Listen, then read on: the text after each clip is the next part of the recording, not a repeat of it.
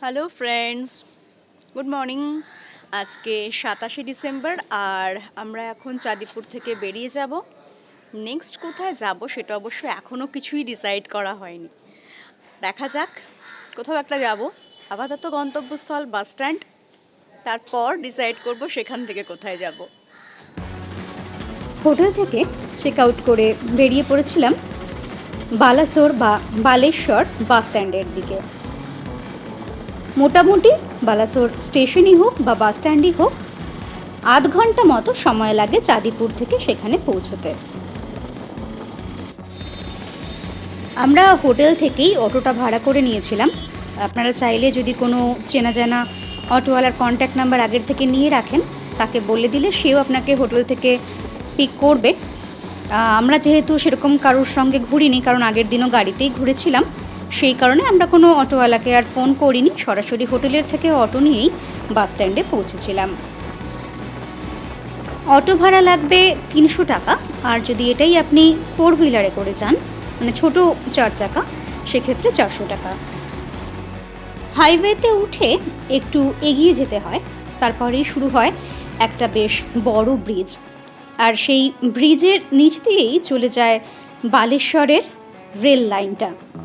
আর ব্রিজের উপর দিয়ে একটু এগিয়ে গেলেই পৌঁছে যাওয়া যায় বালেশ্বর বাস স্ট্যান্ডে, যেখানে আপনি কাছাকাছির হোক বা দূরের হোক, এমনকি কলকাতার পর্যন্ত বাসও পেয়ে যাবেন।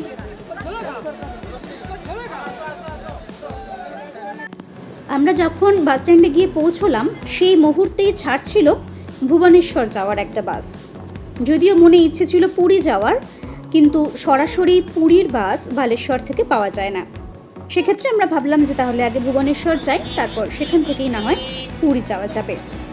তো ভুবনেশ্বর যেতে বাস ভাড়া লেগেছিল, এটা এসি বাস ছিল, এসি সুপার ডিলাক্স বাস, তাতে ভাড়া লেগেছিল 250 টাকা করে পার হেড। আর ভুবনেশ্বর যেতে মোটামুটি সময় নিয়েছিল 3 থেকে 3.5 ঘন্টা, মাঝখানে দুটো হল্টও দেওয়া হয়েছিল।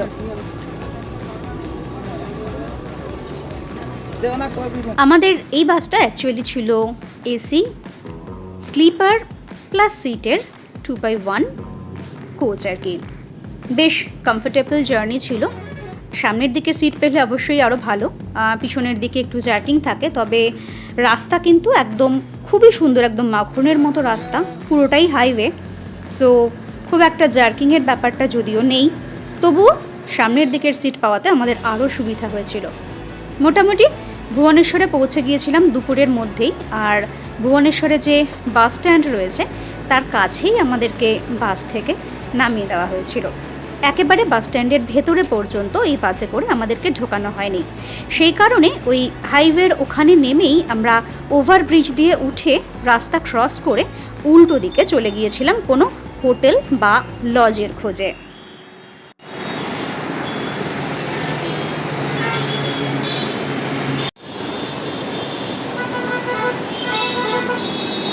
অ্যাকচুয়ালি ভুবনেশ্বরে মেনলি যে হোটেলগুলো রয়েছে সেগুলো রয়েছে কিন্তু বাস স্ট্যান্ডের ঠিক উল্টো দিকটায়, আর নয়তো উদয়গিরি খণ্ডগিরির ওখানে। আমরা একটু ফাঁকায় ফাঁকায় থাকবো বলে মোটামুটি হাইওয়ের কাছেই একটা গেস্ট হাউসে উঠেছিলাম। একদম ফ্যামিলি গেস্ট হাউস, এবং বেশ সুন্দর ছিমছাম ছোটোখাটো একটা পরিষ্কার পরিচ্ছন্ন গেস্ট হাউস ছিল। নাম ছিল মা চার্চিকাই গেস্ট হাউস। একেবারে হাইওয়ের থেকে একটুখানি ভেতরের দিকে ঢুকেই এই গেস্ট হাউসটা ছিল, বেশ শান্ত নিরিবিলি পরিবেশে। আর ভাড়া ছিল পার নাইট 1200 টাকা করে। ওদের একটা ডাইনিং প্লেস ছিল, কিন্তু ওরা নিজেরা খাবার বানিয়ে প্রোভাইড করে না। এইটা ছিল আমাদের রুম। এটা আমাদের ভুবনেশ্বরের হোটেলের রুম, হোটেল নয় অ্যাকচুয়ালি গেস্ট হাউস।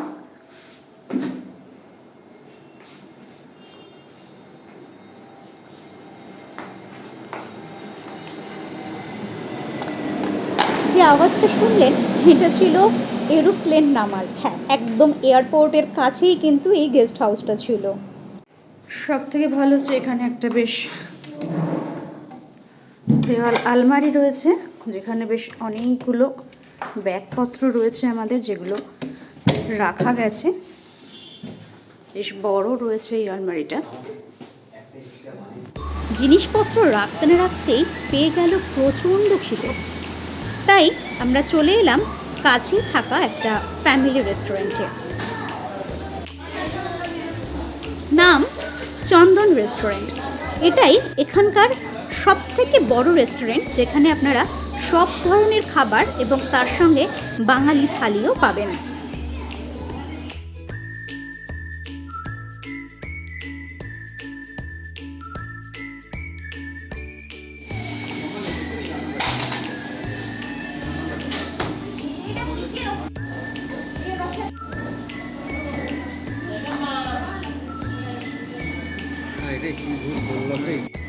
খাবারের প্রচুর ভ্যারাইটি থাকলেও প্রাইসটাও কিন্তু বেশ ভালোই ছিল এখানে।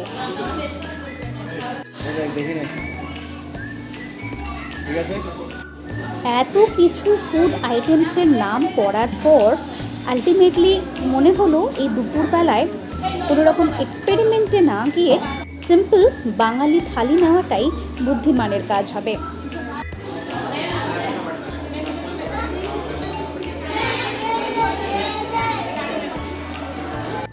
মোটামুটি ভরপেট খাওয়ার পর আমরা ডিসাইড করলাম চলে যাব উদয়গিরি খণ্ডগিরি। তাই রেস্টুরেন্টের সামনে থেকেই একটা অটো বুক করে নিলাম উদয়গিরি বা খণ্ডগিরিতে যাওয়ার জন্য। দুটো তো একই জায়গায়, তো যে কোনো একটা নাম বললেই হবে। যাই হোক, আপনাদেরকে বলছিলাম না যে এখানে ম্যাক্সিমাম হোটেলগুলো রয়েছে, তো এই হাইওয়ে থেকে উদয়গিরি খণ্ডগিরি যাওয়ার পথে পরপর লাইন দিয়ে রয়েছে বিভিন্ন রেঞ্জের হোটেলগুলো। আর অবশেষে একটুখানি হেঁটে পৌঁছে যাবেন যে মেন মন্দিরগুলো রয়েছে সেইখানটায়। তবে হ্যাঁ, সেদিন প্রচণ্ড ভিড় ছিল, কারণ ক্রিসমাস উইক চলছিল আর কি, তো টিকিট কাটার লম্বা লাইন ছিল। আর কীভাবে যে কি দেখেছি সেটা আমরাই জানি। এত ভিড় ছিল যে একটা ছবি তোলার পর্যন্ত জায়গা পাওয়া যাচ্ছিল না। উদয়গিরি এবং খণ্ডগিরি দুটো গুহার মধ্যে প্রথমে আমরা গিয়েছিলাম খণ্ডগিরিতে। এই জোড়া গুহাগুলিতে খোঁজার মতো বা দেখার মতো অনেক কিছু রয়েছে, আর এগুলো ছবি তুলতেও প্রচুর সময় লাগে। আর দুটো গুহা বলতে আমি দু সাইডের, উদয়গিরি এবং খণ্ডগিরি দুধারের কথা বলছি। এত দুর্দান্ত কারুকার্য রয়েছে, এত শিলালিপি রয়েছে যে সবটা ভালো করে দেখতে অনেকটা সময় লাগবে। আর সেই দিন এত ভিড়ের মধ্যে সেরকমভাবে আমরা দেখার স্কোপটাই পাইনি। মোটামুটিভাবে খণ্ডগিরিতে যে মেন গুহাগুলো রয়েছে তার মধ্যে রয়েছে তাতোয়া গুম্ফা 1 এবং তাতোয়া গুম্ফা 2, যেটা মেন। আর হচ্ছে অনন্ত গুম্ফা, তিনতুলি গুম্ফা, খণ্ডগিরি গুম্ফা, ধ্যান গুম্ফা, নবমুনি গুম্ফা, ররভুজি গুম্ফা, ত্রিশূল গুম্ফা, অম্বিকা গুম্ফা, ললাটে দুঃখেশ্বরী গুম্ফা। এছাড়াও আরও দুটো নামহীন গুম্ফা রয়েছে। তাছাড়া রয়েছে একাদশী গুম্ফা। সব মিলিয়ে অনেকগুলো গুহা রয়েছে। আর একদম উপরে রয়েছে জৈন মন্দির।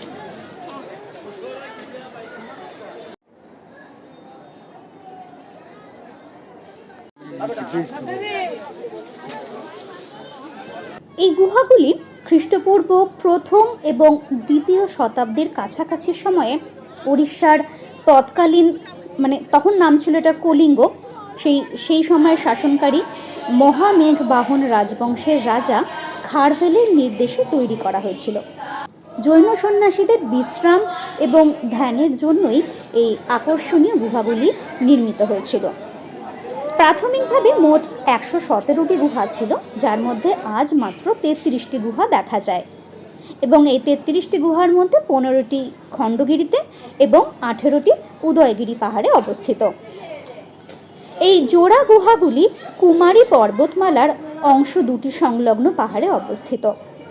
ভারতীয় প্রত্নতাত্ত্বিক জরিপ উদয়গিরি পাহাড়ের গুহাগুলি রক্ষণাবেক্ষণ করে, তবে খণ্ডগিরি পাহাড়ের গুহাগুলি এখনও এর আওতাভুক্ত হয়নি। যদিও এই চূড়ার দিকে যে মন্দিরগুলো রয়েছে, যেগুলো এখন আপনারা দেখছেন, এগুলো কিন্তু অনেক পরে তৈরি করা হয়েছে। কিন্তু নিচের দিকে যে গুহাগুলো আগে দেখিয়েছিলাম সেগুলো সেই প্রথম বা দ্বিতীয় শতাব্দীর তৈরি করা।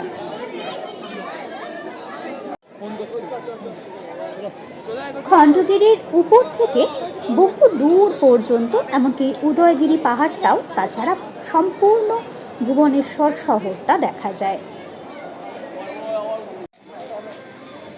19বিংশ শতাব্দীতে একজন তরুণ ব্রিটিশ অফিসার অ্যান্ড্রু স্টার্লিং এই গুহাগুলি আবিষ্কার করেছিলেন।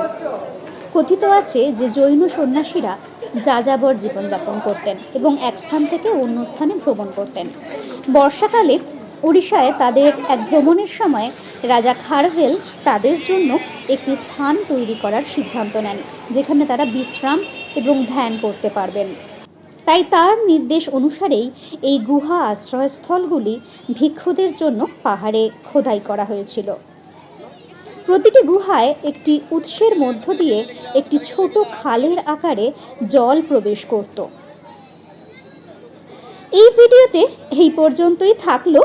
পরবর্তী ভিডিওতে থাকছে উদয়গিরি পাহাড়। নমস্কার।